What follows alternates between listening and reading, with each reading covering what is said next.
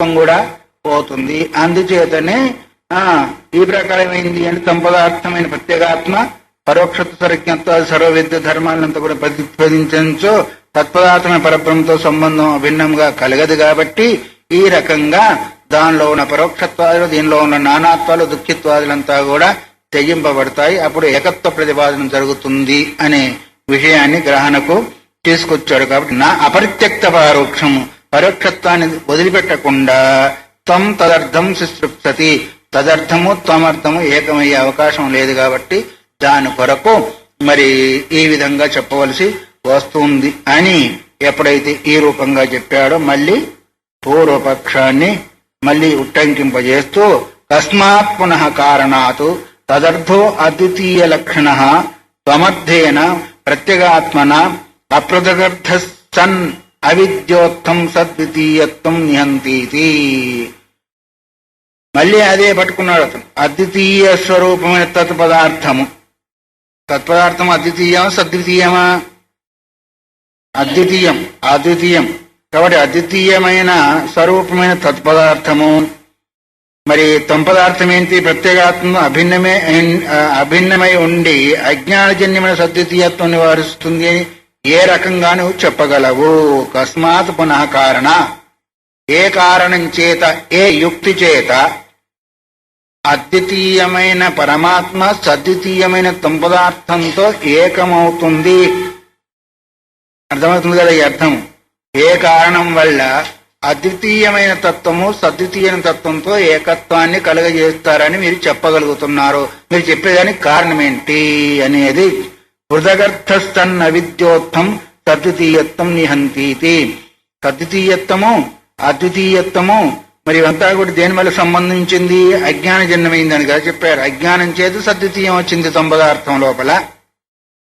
అందువల్ల దాన్ని ఏ రకంగా నివారిస్తుంది, ఏ కారణం వల్ల చెప్పబడింది అని ఎవరు అడిగారు? పూర్వపక్షి అడిగింది.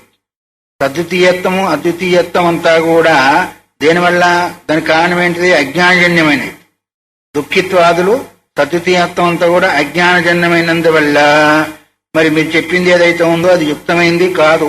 ఎందుకంటే తత్వమసి భావవాక్యంలో జీవ బ్రహ్మైక్యం తాత్పర్యము కలిగి ఉంది కాబట్టి దుఃఖిత్వాన్ని నివృత్తం చేస్తానని చెప్పబడింది. పూర్వపక్షి అంటున్నాడు తత్వమసి మహావాక్యం ఏకార్థ బోధన చేస్తుంది కానీ దానిలోని దుఃఖాన్ని పోగొడుతుంది, దీనిలోని పరోక్షత్వాన్ని పోగొడుతుందని ఎక్కడ చెప్పబడింది? అదంతే కదా. ఏకమేవ అజ్ఞాన ప్రోత్తత్వం అన్నావు, అదే నువ్వు అని ఏకత్వాన్ని బోధిస్తుంది కానీ దీనిలో ఉన్న పరోక్షాన్ని పోగొడుతుంది, దీనిలో ఉన్న దుఃఖత్వాన్ని పోగొడుతుందని ఎక్కడ చెప్పబడిందా? మరి నువ్వెట్లా చెప్తున్నావు కారణం లేకుండా అని ప్రశ్న. మరి తికమక పెడితే కదా ఒక మకమకంతా వచ్చేస్తా ఉంటుంది. వాక్యం ఏ బోధించింది? అదే నువ్వని బోధించింది. అంటే ఏకత్వాన్ని బోధించింది కానీ దానిలో ఉన్న పరోక్షత్వాన్ని పోగొట్టింది, దీనిలో ఉన్న దుఃఖిత్వాన్ని పోగొడుతుందని ఆ వాక్యం అని చెప్పిందా? మరి చెప్పండి, నువ్వు ఏ కారణం చేత మరి దానిలో అది పోగొట్టింది, దీనిలో ఇది పోగొట్టింది చెప్పగలుగుతున్నావని పూర్వపక్షి అడుగుతున్నాడు. సిద్ధాంతం రాలేదులే. అందులో దుఃఖిత్వాన్ని వచ్చేంత తాత్పర్యం కలిది కాదు. దానిలో దుఃఖం పోగొడుతుందని దాని తాత్పర్యం కాదు, దీనిలో పరోక్షత్వం పోగొడుతుంది అనేది మహావాక్యం తాత్పర్యం కాదు. మహావాక్యం తాత్పర్యం అంటే అది ఇది ఒకటే అని చెప్తుంది దాని అర్థం తీసుకున్నట్టయితే. వాస్తవికంగా నువ్వు చెప్పింది కాదు. అందుకొరకు ఒక వాక్యం ఒక అర్థం అందే తాత్పర్యం కలిగి ఉంటుంది కానీ రెండు అర్థాలైన తాత్పర్యం కలిగి ఉండడు. ఇప్పుడు అలాని రాముడు పోతున్నాడు అనే వాక్యానికి పోతున్నాడని అర్థాన్ని ఇస్తుంది కానీ మళ్ళీ తిరిగి వస్తున్నాడని అర్థం ఇస్తుందా? ఇవాడు మరి తత్వమసి మహావాక్యం తత్వత్వం అది నీవైన ఏకత్వాన్ని బోధిస్తుంది కానీ దానిలో ఉన్న దుఃఖాన్ని కూడా పోగొడుతుందని ఎక్కడ అర్థం ఇస్తుంది? అది ఒక వాక్యాన్ని ఒకటే అర్థం ఉంటుంది, ఆ ఒకే అర్థాన్ని మనం గ్రహించాలా? మరి నువ్వేమో ఏకత్వం అంటావు, మళ్ళీ దుఃఖత్వాన్ని పోగొడుతుంది అంటావు. ఎట్టు సమంజసం అవుతుంది? ఒక వాక్యం ఒక అర్థాన్ని బోధించినందువల్ల ఒక అర్థాన్ని మనం స్వీకరించాలి కానీ మరి ఇంకో రెండో అర్థాన్ని కూడా ఎట్లా స్వీకరిస్తావు అనేది ప్రశ్న. రెండో పర్యాయం ఉచ్చరించ ఇంకా రెండో అర్థాన్ని పోగొడుతుంది అంటే కూడా ఇంకా రెండోసారి ఉచ్చరించాలి ఆ వాక్యాన్ని. ఏమని? రాముడు పోతున్నాడు తిరిగి వస్తున్నాడు అని రెండు వాక్యాలు అట్లాగే ఉంచాలా? ఏది తత్వమసి దుఃఖం హరతి అని రెండుసార్లు ఉచ్చరించాల. అప్పుడు కానీ నువ్వు అన్నది సరి ఎండ్ అవుతుంది. అక్కడ ఒక తత్వమసి ఉంది కానీ దుఃఖం హరతి అనేది లేదు. కాబట్టి నువ్వు చేసుకున్న ఏకత్వ ప్రతిపాదన అయితే కావచ్చు కానీ దుఃఖం పోతుందా అంటే దుఃఖంతో కూడుకొని ఏకత్వం అవుతుందా అనుకోవాలా అనేది పూర్వపక్ష పేడవాదన ఉచ్యతే. ఆ విషయాన్ని చెప్తున్నాను. నేను విరోధాతు ఆ రెండుంటి కలిసి ఉండేదానికి విరోధం కాబట్టి మా ఇద్దరిలో భేదం ఏం లేదయ్యా, దానిలో ఈ ఒక్క గుణం ఉంది, అది లేకపోతే మేము ఇద్దరం కలిసే ఉండేవాళ్ళం అంటామా లేదా? వ్యవహారంలో కూడా మేము ఎంత మిత్రులం అంటే అంత మిత్రులము, దానిలో ఈ ఒక్క గుణం ఉంది, ఇది లేకపోతే మేము ఇద్దరం ఎప్పుడూ కలిసి ఉండేవాళ్ళం అని ఎట్లా? ఆ గుణం ఇద్దరిని వేరు చేస్తానికి ఏంటిది అయింది? అది ఇక్కడ గుణం కదా, ఆ గుణం ఒక్కటి లేకపోతే ఇద్దరం కలిసి ఉండేవాళ్ళం అంటే అర్థం ఏమైంది? ఆ గుణమే కదా వేరు చేసింది.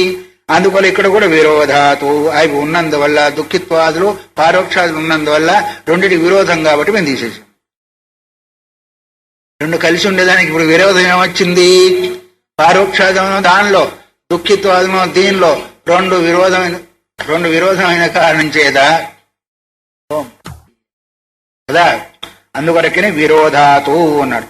తత్వమసి మహావాక్యంలో మరి జీవబ్రహ్మైక్యం తాత్వం కలిగి ఉన్నట్లు ఉపక్రమ తాత్పర్య లింగాలు చేసి సమన్వయం అవుతూ ఉంది. కానీ సంపదార్థమందు దుఃఖిత్వాదులు ఉన్నాయి, తర్వాత తత్పదార్థమందేమో పరోక్షత్వాలు ఉన్నాయి కాబట్టి ఐక్యము అయ్యే అవకాశము లేదు. ఎందుకు? ఈ రెండు కూడా విరోధం కాబట్టి అందువలన దుఃఖిత్వాదులు నివర్తించేదానికి ఆవశ్యకత ఉంది. ఇప్పుడు దానిలో ఉన్న విరోధాన్ని తొలగిస్తే కదా ఏకమవుతుంది. అందుకొరకే వాక్య భేద దోషము కలిగే అవకాశం లేదు. ఎందుకంటే దాని యొక్క వాస్తవికత ఏంటి అంటే మరి సప్రధానమైన అర్థాన్ని ప్రతిపాదించే అప్పుడే ఒక్కొక్క దానికి దోషం ఉంటుంది, కానీ ఏకార్థాన్ని బోధించే వాక్యానికి దోషం మాత్రము ఉండదు అన్నాడు. అంటే తన యొక్క ప్రధానాన్ని బోధించే వాక్యానికి వాక్య భేద దోషం ఉంటుంది, కానీ ఇక్కడ వాక్య భేద దోషం అనేది లేదు. ఎట్లాగా? ఒక వాక్యం తన అర్థాన్ని బోధిస్తుంది, ఇంకొక వాక్యం తన అర్థాన్ని బోధిస్తుంది. రెండు ఒక దగ్గర ఉండాలంటే దోషం వస్తుంది, కలిసి ఉండేదానికి అవకాశం లేదు. రెండు ఒకేదాన్ని బోధిస్తున్నప్పుడు అక్కడ దోషం అనేది రాదు. కాబట్టి ఇక్కడ ఏకత్వాన్ని బోధించే వాక్యం ప్రమాణంగా ఉంది కాబట్టి విరుద్ధమైన వస్తువు ఏదైతే ఉందో దాన్ని తొలగించకుండా ఏకమయ్యే అవకాశం లేదు. కాబట్టి దానిలో ఉన్న విరుద్ధ పదార్థాన్ని, దీనిలో ఉన్న విరుద్ధ పదార్థాన్ని తొలగించాము అనే విషయాన్ని చెప్పి ఏంటిది? అదేనా? సంసారితాద్వితీయ పారోక్షం చ ఆత్మనా సహ, ఇదేనా? రాసంగికం విరుద్ధత్వ తత్వంభ్యాం బాధనం తయోహో. తత్వంభ్యామేనా? తత్వభ్యామ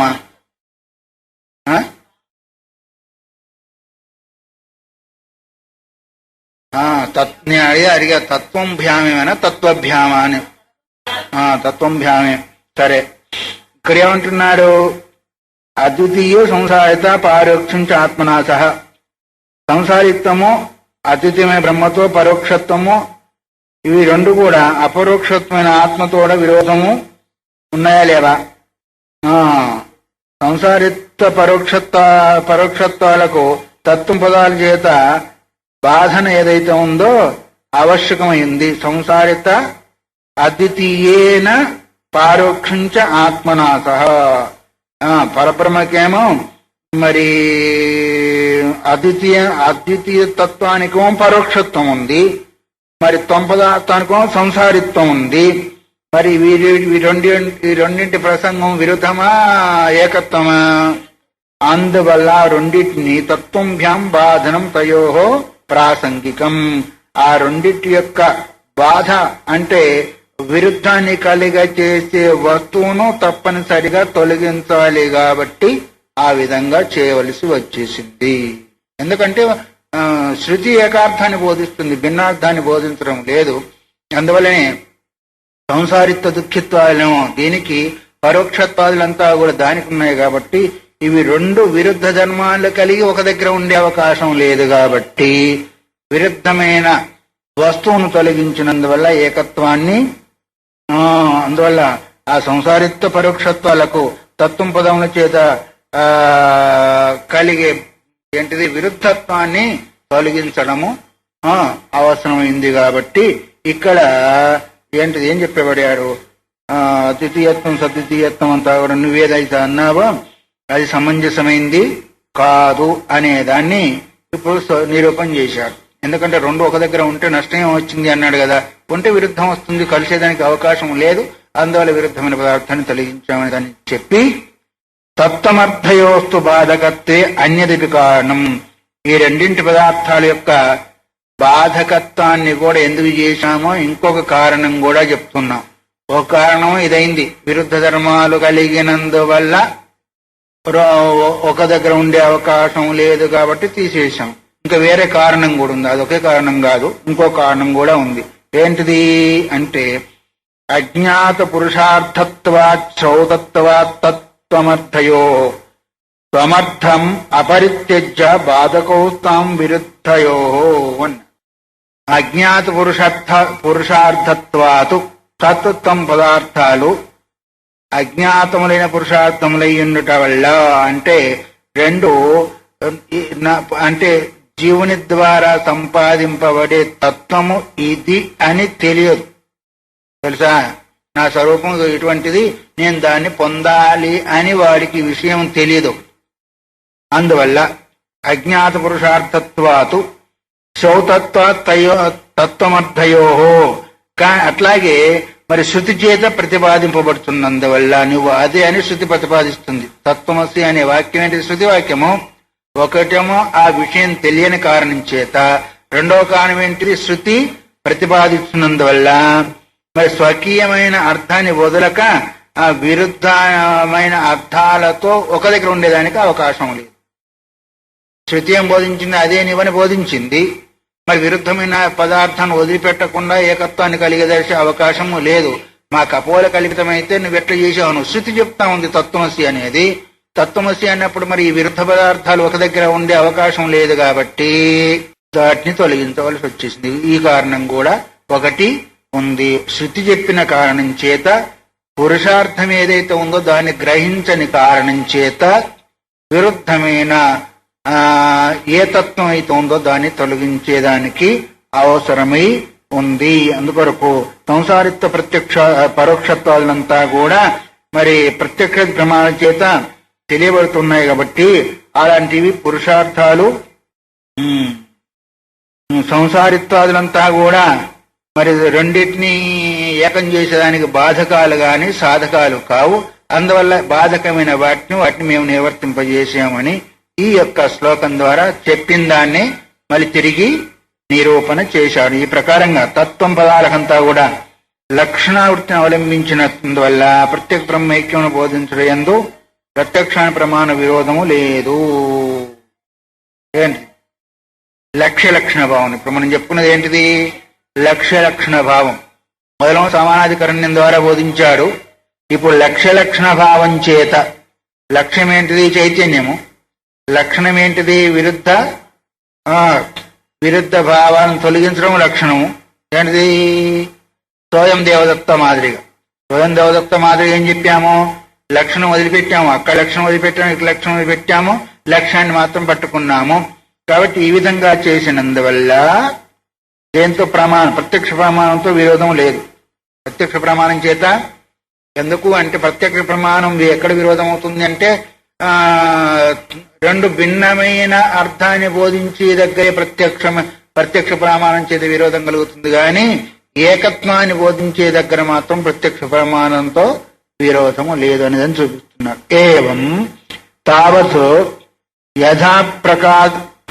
యథోపక్రాంతేన ప్రక్రియా వర్తమాన న ప్రత్యక్షాది ప్రమాణాంతరై విరోధగంధోపి సంభావ్యతే. యథోక్త అంటే తావత్ యథ ఉపక్రాంతేన, ఇప్పుడు మేము ఏదైతే చెప్పామో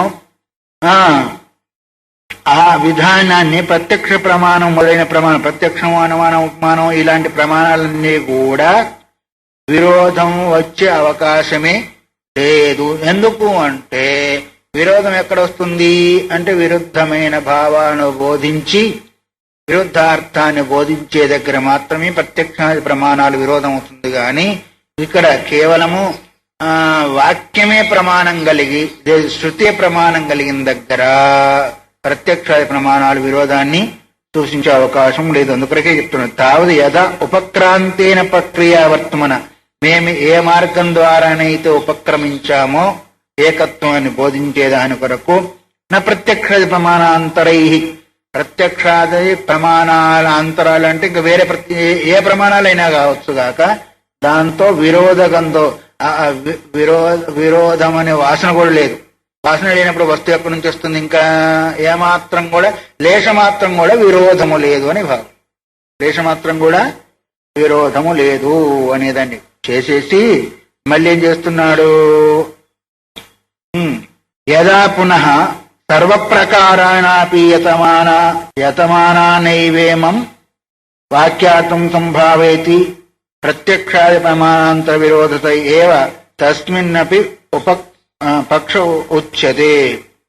అన్ని ప్రకారాల చేత రకరకాలుగా మీరు ప్రయత్నించినప్పటికీ యదా పునః సర్వప్రకారైన యతమాన వైపు ఇన్ని రకాలుగా చెప్పినప్పటికీ మరి రకరకాలైన ప్రయత్నాలు చేస్తూ ఈ వాక్యార్థాన్ని ప్రత్యక్షం మొదలైన ప్రమాణాల చేత విరోధం వల్లనే,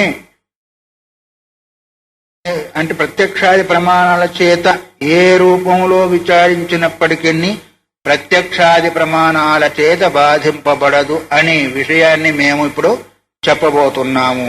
మీరు ఏ విధంగా చెప్పినప్పటికీ, ఏ రకంగా మీరు ఊహించినప్పటికీ, ప్రయత్నం చేసినప్పటికీ వాక్యార్థమును, ఏ వాక్యార్థమును? తత్వమసి మహావాక్యార్థాన్ని ప్రత్యక్షములైన ప్రమాణాల చేత చేసుకున్నారు అర్థం. మీరు ఎన్ని రకాలుగా అర్థం చేసుకున్నప్పటికీ మహావాక్యం ద్వారా బోధించే అర్థానికి ప్రత్యక్షాది ప్రమాణాలు ఏమాత్రం కూడా విరోధం కావు అనేదాన్ని మేము ఇప్పుడు చెప్పబోతున్నాం.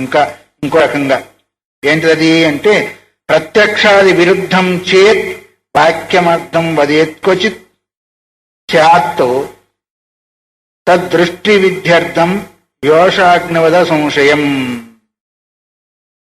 ఇక్కడ ఒక ఉపమానాన్ని ఇస్తున్నాడు. ప్రత్యక్షాది విరుద్ధం చేదు వాక్యమర్థం నవదేత్ కచిత్. ప్రత్యక్షాది ప్రమాణాలకు ఒకవేళ విరుద్ధమైన అర్థాన్ని, ఆ వాక్యాన్ని ఒకనొక చోట ఒకవేళ బోధించినట్టయితే, ప్రత్యక్షాది ప్రమాణాలకు విరుద్ధమైన అర్థాన్ని ఎక్కడో ఒక దగ్గర బోధిస్తూ ఉంటుంది. ఎట్లాగా?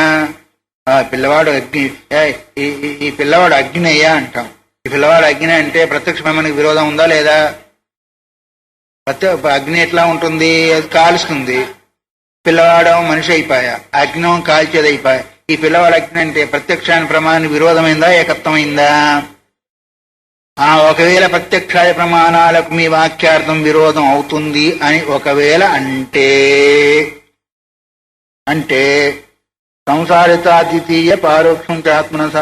ఎక్కడ నేను ఇంకో ముందు వెనుకపోయాను. ప్రత్యక్షాది విరుద్ధం చేది వాక్యమర్థం వదిలేసి క్వచ్.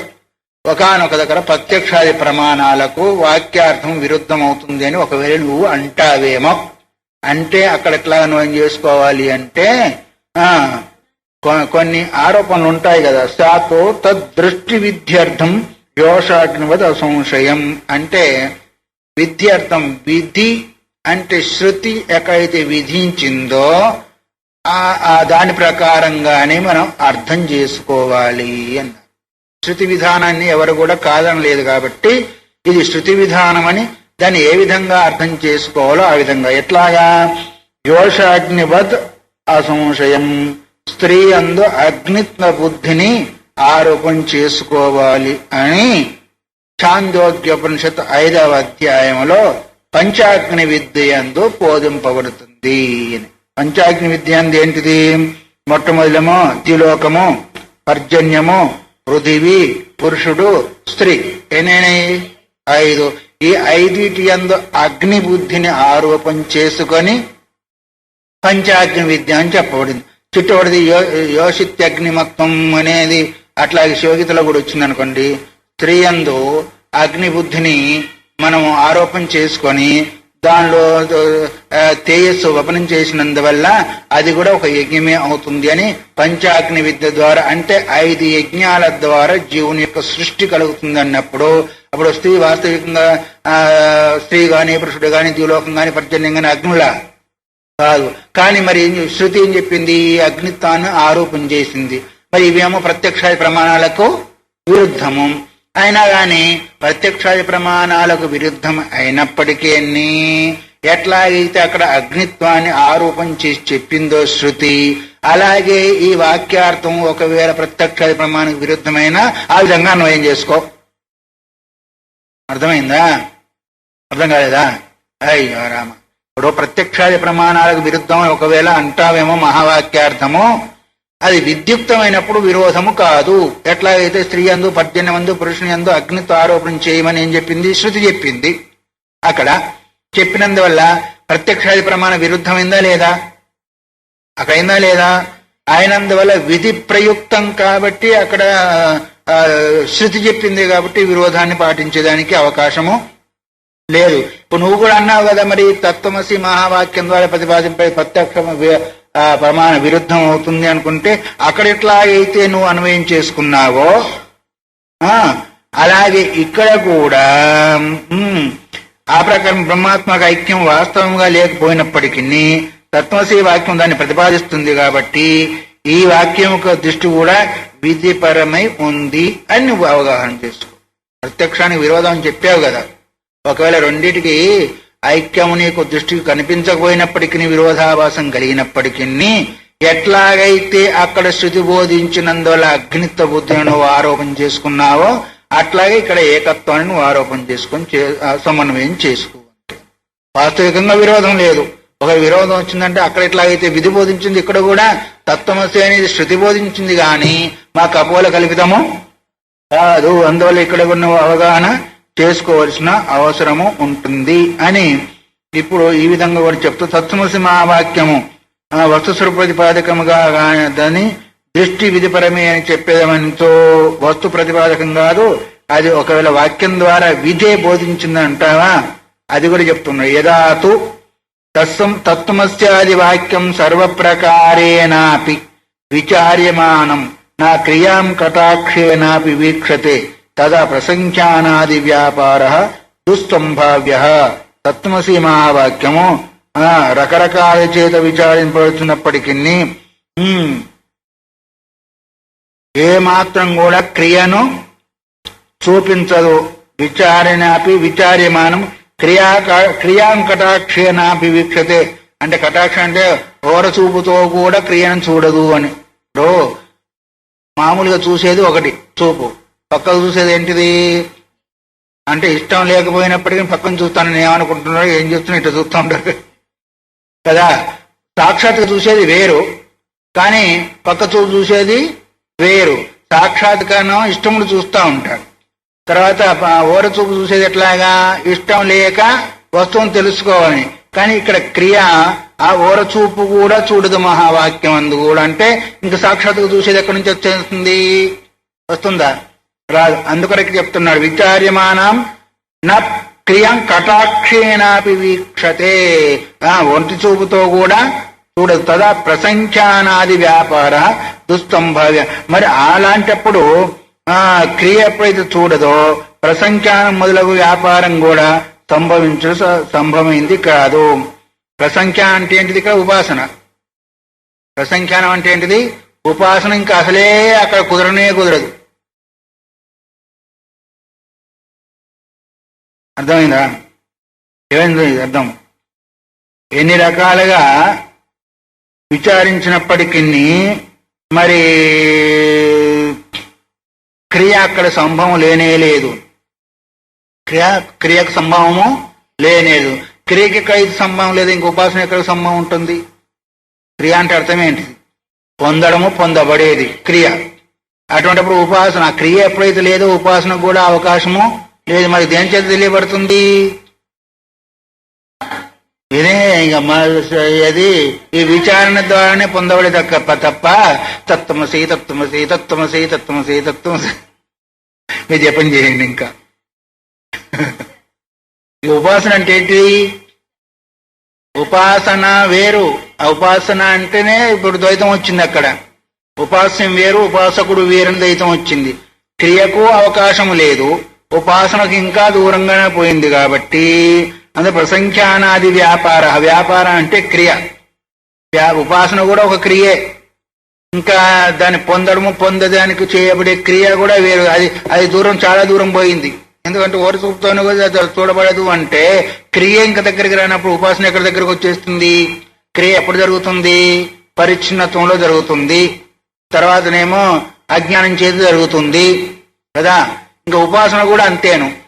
ఉపాసన ద్వైతంలో జరుగుతుంది, తర్వాత అజ్ఞానం చేతనే జరుగుతుంది. అందువల్ల క్రియ ఎప్పుడైతే లేదో ఉపాసన ఇంకా దూరమేను అనేదాన్ని చెప్పారు. అందుకొరకే తత్ర ప్రస్కంఖ్యానాది వ్యాపార, ఆది అంటే ఇంకా అన్ని రూపాలుగా నువ్వు ఏదేది ఉన్నదో అదంతా కూడా ఉపాసనాది క్రియాపరత్వం కలిగి ఉండేమో అని ఊహించేదానికి కూడా శక్యం కాదు. అందువల్ల తత్వమసి మహావాక్యం ఏదైతే ఉందో వస్తు స్వరూపం మాత్రమే ప్రతిపాదకమే గాని విధిపరకము కాదు. వస్తు స్వరూపాన్ని ప్రతిపాదిస్తుంది. వస్తువు ఇటువంటిదని ప్రతిపాదన చేస్తుంది కానీ అక్కడ క్రియ లేదు, ఉపాసన లేదు, ఇంకా ఏది లేదు. వస్తు యొక్క స్వరూపం ఇటువంటిది, నీ యొక్క స్వరూపం ఇటువంటిదని ప్రతిపాదన చేస్తుంది. సంపదానికి లక్ష్యభూతమైన ఆ అర్థాన్ని ప్రతిపాదన చేస్తుంది అంతే తప్ప ఇంకా అక్కడ ఉపాసన లేదు. జపమాల పట్టుకొని చేయి, ఇంకా కొన్ని కోట్లు చేయి, లక్షలు చేయి జపం. పై మెట్టుకొచ్చాం కింది మెట్టుకొచ్చాను ఒకరినొకరు బోధించుకుంటూ ఉంటారు కదా. కలుగుతుందా? తత్వమసి వాక్యం దగ్గర మాత్రం ఉపాసన క్రియాలు లేవు, దాని కింద అంతా కూడా. ఎందుకంటే అది అజ్ఞానంతో కూడుకున్నావు కాబట్టి క్రియాదులు ఉంటాయి, ఉపాసనాదులు కూడా ఉంటాయి. ఈ స్థితికి వచ్చిన తర్వాత క్రియ లేదు, ఉపాసన లేదు. అందువల్లనే దుస్తంభావ్య ఏమాత్రం కూడా సంభవించదు, ఉపాసన సంభవించదు. అందుకే కదా మిమ్మల్ని అందరినీ కూడా భూమాన స్వామి తిట్టకుండా తిట్టాడు. తత్వమసి మహావాక్యాన్ని ఉపదేశం తీసుకున్న వాళ్ళు క్రియాదులంతా సన్యాసులే వదుకోలేదా, ఇంకా మిగతా వాళ్ళ దగ్గరికి చాలా దూరం అయిపోతుంది. ఎందుకంటే మహావాక్యం అనేది తురియాసం, అది చిట్ట చివరి దశ కాబట్టి అప్పుడు బోధించవలసింది. ఆ తర్వాత మళ్ళీ అవకాశం లేదు. అప్పటికీ అధికారి ఉంటేనే ఆ సన్యాసం ఇవ్వాలి. ఇప్పుడు ఎవరు తులాభారం చేస్తే వాడికి సన్యాసమే కదా. ఎవరు తులాభారం చేస్తే వాళ్ళకు సన్యాసం. ఎక్కడ?